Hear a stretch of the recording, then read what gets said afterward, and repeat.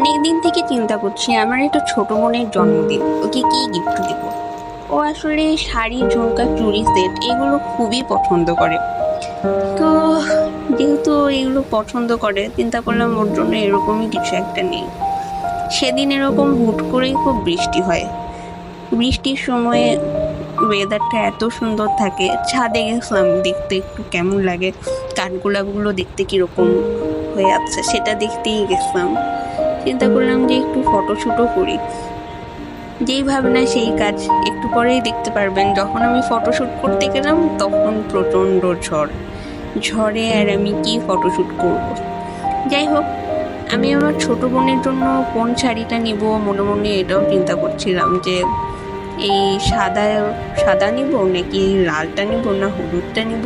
প্রত্যেকটা শাড়ির সাথেই কিন্তু জুয়েলারি কম্বো আছে। আপনারা কেউ নিতে চাইলে আমার পেজে অবশ্যই ভিজিট করবেন।